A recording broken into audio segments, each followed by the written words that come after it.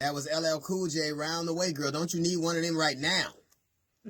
Man, it's amazing to see some of the ways that Americans and corporations are coming together to deal with an unprecedented pandemic.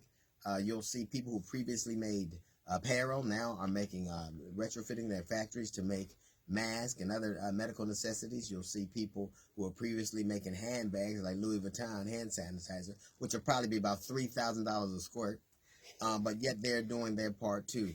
It is today or yesterday marked the first time that the USA has led the world in confirmed coronavirus cases. So true to his word, Donald Trump made America number one. USA. He's done what he said he would do. He made America number one in confirmed corona cases.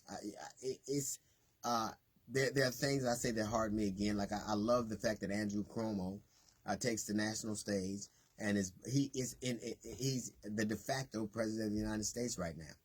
He has everybody doing what they're supposed to do, sitting far apart, being informative, being sober, being clear, being a leader, letting everybody know where it stops and ends. He asked the president of the United States for ventilators. The president, because he's such a bright guy, said that he doesn't think they need that much. So the guy who got sued because he opened a university is now doing math for us. The truth of the matter is that governors were once told by this president they were on their own and to figure it out themselves, and now they have, and they made a request for the federal government, which they can't match, and they're in need, and he's rebuffing them. He also said it's not going to hurt you to use prescriptions or drugs that were prescribed for something else, when doctors tell you all the time not to use them. They tell you all the time not to share prescriptions, but I guess the president of the United States tells you to do it, and you will. The truth of the matter is, listening to Donald Trump is why we are here. Listening to this nincompoop is why America's in the situation it's in right now. So he's gone from a mathematician to a scientist to a doctor, and none of the advice he gives us is to make us better. It is to make him look better.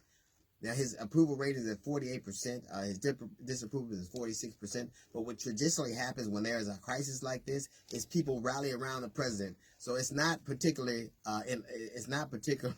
great that his approval rating only went up 4 points. Everybody knows, and I think in their heart of hearts, they know that you're in this alone. They know that you don't have a leader. You don't have somebody like Gavin Newsom in California. You don't have somebody like Andrew Cuomo in New York. And I believe that he is petty enough to deny Cuomo what he needs, primarily because that's a blue state. I guarantee you that plays into his factor. New Orleans leads the nation now in the fastest growing death. New Orleans has more death. The city of New Orleans has more coronavirus deaths than the state of California. And they unfortunately have a Democratic governor, which will play into his hands. Right now, you have people who are on the right-wingers telling old people to go to work and volunteer and go to work because they don't believe it, and I believe they should. And they also shouldn't take any masks or resources. Have at it. Do what you will. Take your old ass out there unprotected, and when you get in trouble, do not strain our resources with your ignorant ass. Donald Trump, listening to him, has got us here.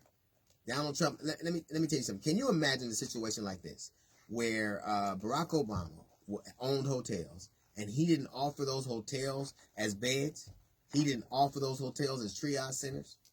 He's selfish. He's small. He's dragging them. Well, he is the president America deserves. He's absolutely what we deserve. In a time, in a crisis like this, we deserve a man who is small, who's petty, and who's myopic. If you think that this is what leadership is, we deserve every bit of it. The country's divided on what there are things that we know are true, and he's making it like they're not. People that follow him and want to go to work and decide that we're not going to pay any attention to what's going on. We have half the country under quarantine and half just doing what they want, because he is the guy who's supposed to bring us together. Listening to Trump is what got us here in the first place, and Lord knows that we should all learn a lesson from this. A little note from the GED section. We got the Jazz Report coming up in 15 minutes. It's the D.L. Hughley Show.